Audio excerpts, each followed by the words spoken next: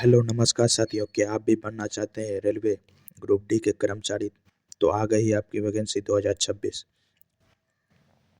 इस वीडियो में आपको योग्यता, क्वालिफिकेशन, आयु, एज और टॉपिक वाइज सिलेबस बताया जाएगा। एग्जाम पैटर्न और सैलरी, फुल सिलेक्शन प्रोसेस के बारे में बताया जाएगा और अंत में आपको जॉन वाइज वैकेंसी भी देखने को मिलेगी। यानी आपको संपूर्ण जानकारी मिल रही है इस वीडियो में।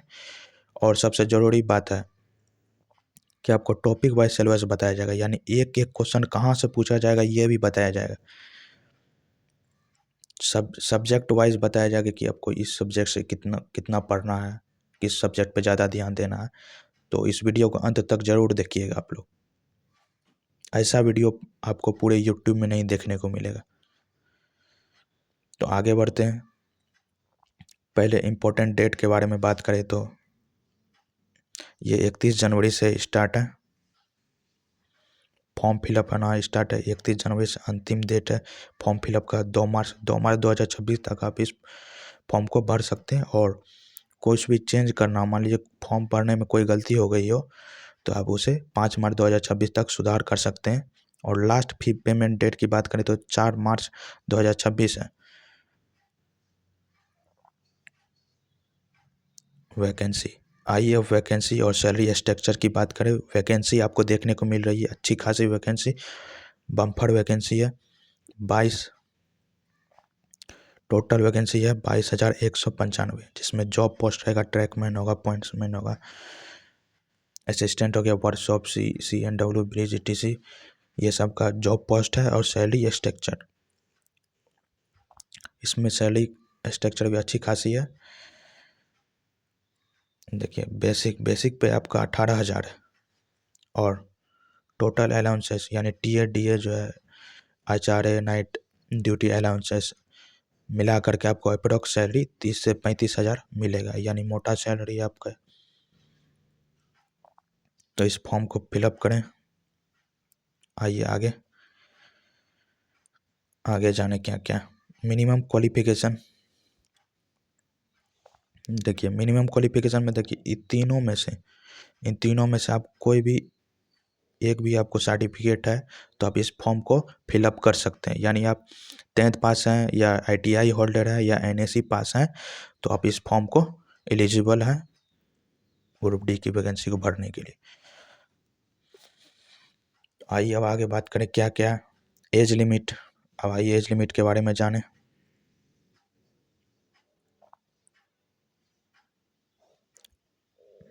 देखिए UR और EWS यानी जनरल और EWS के लिए एज लिमिट है 18 से 33 साल, यानी उम्र सीमा है आपकी 18 से 33। और ये काउंट किया जाएगा 2/2/1/1993 से, ठीक है।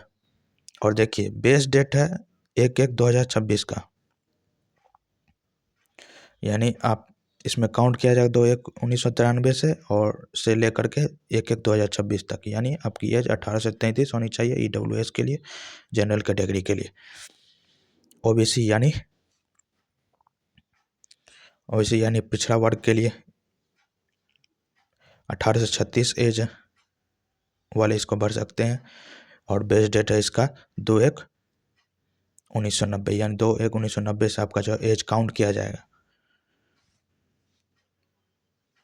और ST SC के लिए देखिए क्या है, तो ST SC के लिए एज लिमिट है 18 से 38।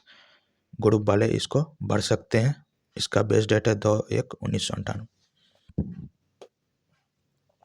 PWBD यानी हैंडीकैप के लिए और एक्स सर्विसमैन जो रिटायर हो चुके हैं, मतलब जो पहले कभी जुड़े हुए थे, ठीक है, उसके लिए एक्स सर्विसमैन कहा जाता है। तो उसके लिए छूट दी जाएगी, रिलैक्सेशन दिया जाएगा, यानी 10 से 15 साल रिलैक्सेशन दिया जाएगा।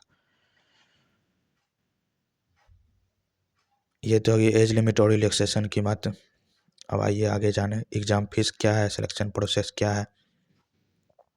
देखिए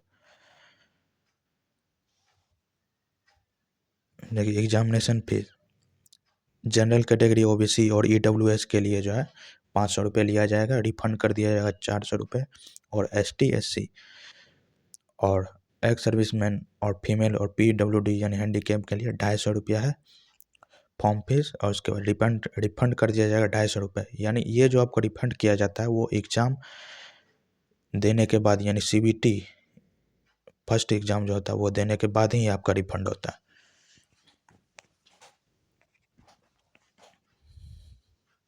आइए अब आगे बात करें सिलेक्शन प्रोसेस के बारे में।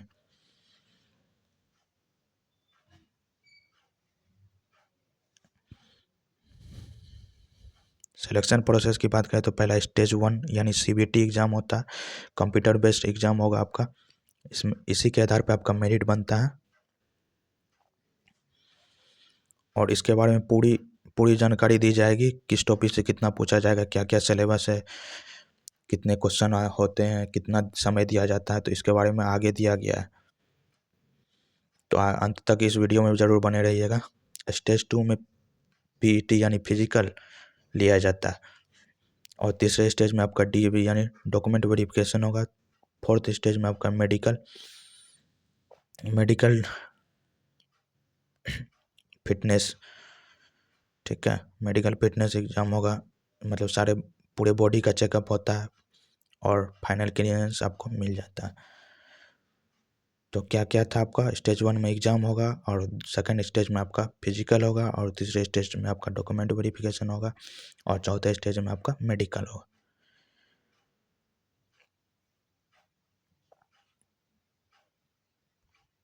आइए आगे देखते हैं, ये इसके बारे में आगे बताया गया है, तो आगे बढ़ते हैं, ठीक है। अरे 1 मिनट, सॉरी। तो आइए देखिए, क्वेश्चन आ गया किस सब्जेक्ट से कितने क्वेश्चन पूछे जाते हैं। देखिए CBT 1 में आपका एग्ज़ाम पैटर्न क्या है। देखिए जनरल साइंस से 25 क्वेश्चन 25 मार्क्स का होता है और मैथमेटिक्स में 25 क्वेश्चन 25 मार्क का होता है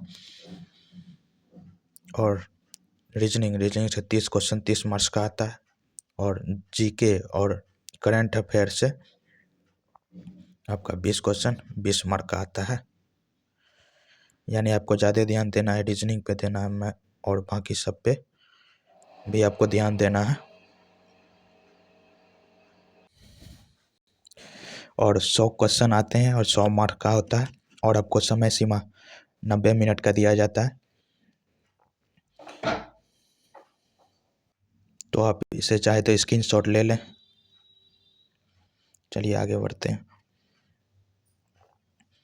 और देखिए सिलेबस, मैंने आपको बोला था कि टॉपिक वाइज बताऊंगा कि किस क्वेश्चन कहाँ से कौन से चैप्टर से कितने क्वेश्चन पूछे जाते हैं। तो देखिए ऐसा कहीं भी नहीं बताया गया, पूरा यूट्यूब में नहीं बताया गया, तो आप इस वीडियो को अंत तक देखें। देखिए मैथमेटिक्स में आपका देखिए CI SI और CI से एक क्वेश्चन पूछे जाते हैं, पाई पंच स्टैंड से एक क्वेश्चन पूछे जाते हैं, सिंप्लीफिकेशन से एक, टाइम एंड वर्क से 2, नंबर सिस्टम से 6 और टाइम एंड स्पीड से 4 क्वेश्चन, एवरेज से एक क्वेश्चन, ट्रिग्नोमेट्री से 2, परसेंटेज से एक, रेशियो से 4, ये टोटल 25 क्वेश्चन पूछे जाते हैं। इसका आप लोग स्क्रीनशॉट ले लें।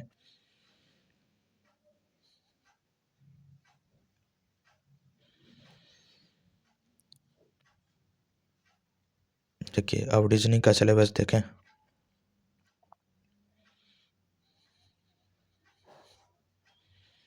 देखिए सोलिस में से 2 आएगा, वेन डायग्राम से 2 आएगा, ठीक है, और मिररिंग में से 2, ऑड वन आउट से 3 क्वेश्चन आता है, एनोलॉजी से 2, सीरीज से 3 आए, डायरेक्शन से 2, स्टेटमेंट कैलकुलेशन से 5 आता है, काउंटिंग देखिए काउंटिंग फिगर से 2 आता है, पजल से 2 आता है, कंप्लीट फिगर से 1 और ब्लड रिलेशन से 3, टोटल 30 क्वेश्चन पूछे जाते हैं। तो आप इसका भी चाहे तो स्क्रीनशॉट ले लें।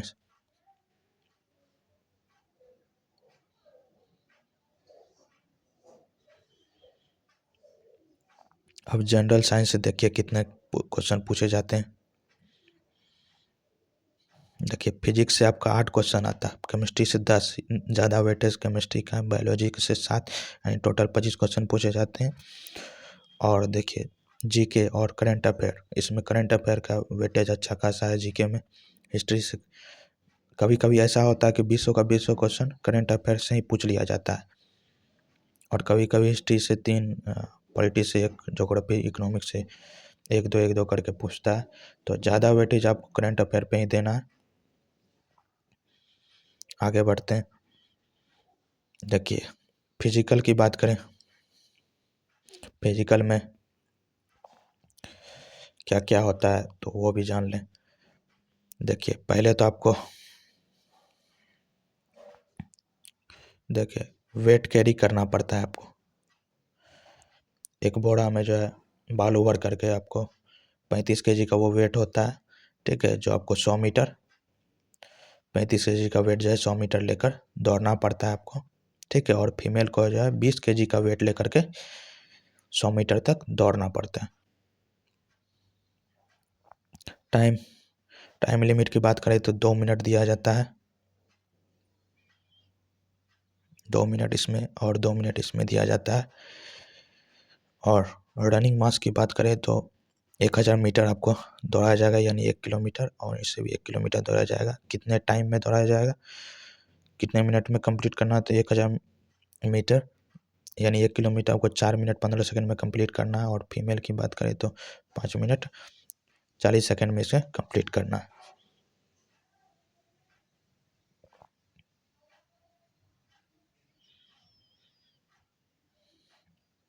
ये जो था आपका टाइम लिमिट, ये इसके लिए था। वेट जो कैरी करेंगे 35 केजी का, वो इसके लिए था, ठीक है। और 20 केजी का वेट के लिए ये था 2 मिनट।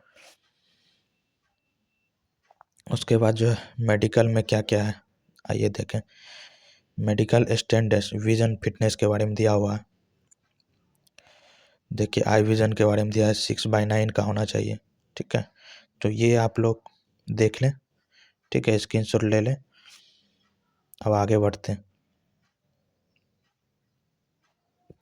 देखिए किस जोन से कितनी वैकेंसी है। सबसे बड़ी बात, अपने अपने जोन से, जिस जोन से आप भरेंगे उसके बारे में आपको जानकारी होनी चाहिए। देखिए वेस्ट रेलवे यानी मुंबई के लिए 3148 है, नॉर्थ वेस्ट रेलवे के लिए 974 है, ठीक है। तो ये लोग आप लोग अपना अपना जोन वाइज देख लें, ठीक है। टोटल जो है 22,195 है। तो आप स्क्रीनशॉट लेना चाहते हैं तो ले लें, ये आप अपने अनुसार मिला लें जिस भी जोन से आप भरेंगे, ठीक है। तो धन्यवाद। वीडियो को लाइक करना ना भूलें, सब्सक्राइब